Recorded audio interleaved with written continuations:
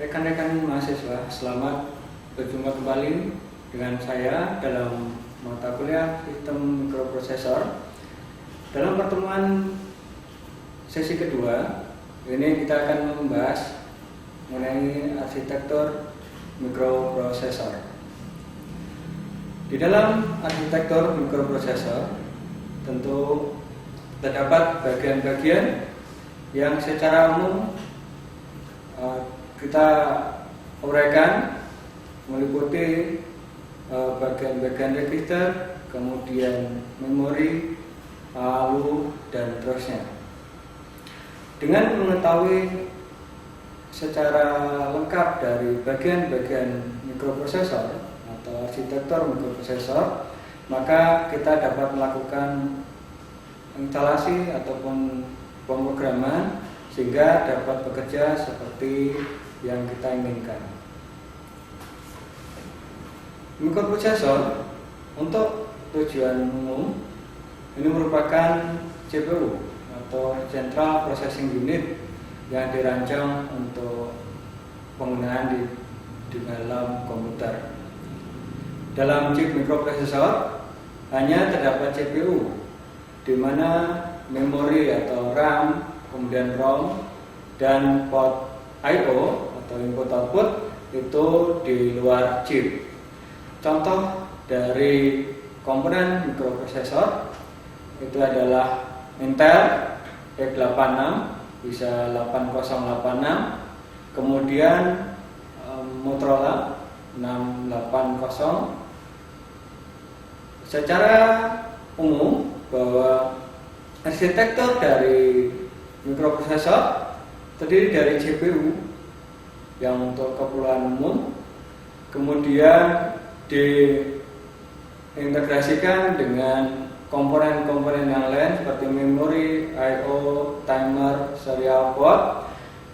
Dalam hal ini menggunakan bus, bisa bus data maupun bus alamat. Kemudian jenis arsitektur yang lain, ini tipe 8085.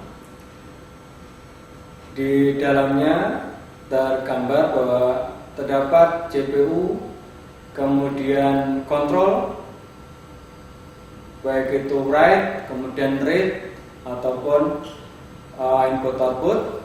Kemudian dihubungkan dengan memori dalam chip yang lain, bisa menggunakan bus, baik bus alamat maupun bus data. Kemudian arsitektur dari microcontroller tentunya ini berkaitan dengan mikroprosesor. Di dalam microcontroller lebih kecil dibandingkan komputer. Untuk microcontroller on chip mikrocontroller terdapat CPU, kemudian dengan RAM, ROM, dan I/O port. Contoh dari microcontroller itu adalah Motorola 6811, Intel 8051, Zilog Z8, kemudian PIC 16E. Di dalam arsitektur mikrocontroller bisa dilihat bahwa di dalamnya on chip mikrocontroller dalam single chip terdapat CPU, I/O, RAM, timer, ROM, dan serial port. Perbedaan atau perbandingan antara mikroprosesor dengan mikrocontroller adalah bahwa mikroprosesor ini CPU tersendiri, di mana RAM, ROM, I/O, dan timer merupakan bagian yang terpisah.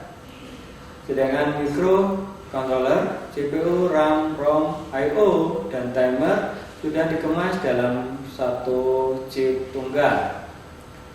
Kemudian mikroprosesor ini perancang dapat memilih jumlah memori, dalam hal ini RAM atau ROM yang dibutuhkan, dan juga jumlah port yang akan digunakan.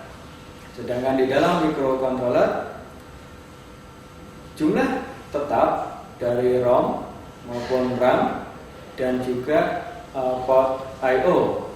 Ini dengan jumlah yang terbatas. Kemudian mikroprosesor secara harga di sini lebih mahal dibandingkan dengan microcontroller, tetapi dari fleksibilitasnya lebih fleksibel, bisa disesuaikan kebutuhan, dan penggunaannya ini bisa untuk tujuan umum, bisa dipasang dengan dalam komputer. Sedangkan microcontroller untuk aplikasi yang memang dirancang secara khusus, di mana biaya, daya maupun space ini merupakan hal yang kritis, yang terbatas, sehingga dalam aplikasinya ini hanya untuk tujuan tertentu atau aplikasi tunggal. Kemudian embedded system ini merupakan penerapan dari mikroprosesor ataupun microcontroller dalam pengertian bahwa microcontroller ditanam di dalam satu aplikasi.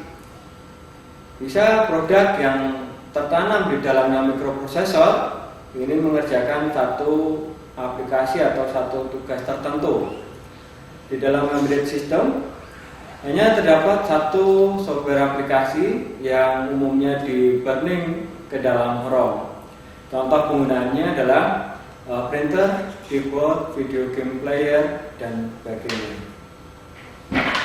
Kemudian secara detail blok diagram dari arsitektur mikroprosesor maupun mikrocontroller, di mana di sini CPU yang dihubungkan dengan beberapa komponen yang lain, baik itu on chip, memori ataupun memori eksternal.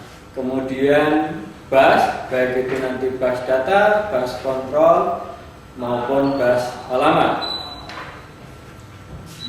Deskripsi pena atau pin dari microcontroller 8051 ini seperti ditunjukkan pada gambar, di mana terdapat beberapa port yang bisa kita hubungkan dengan perangkat eksternal, baik itu memori ataupun input-output, kemudian baik itu serial port ataupun komponen yang lain seperti sensor maupun output.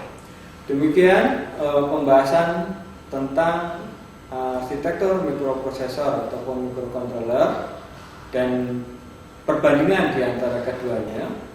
Kami harapkan ini nanti bisa dilanjutkan untuk pertemuan berikutnya. Terima kasih.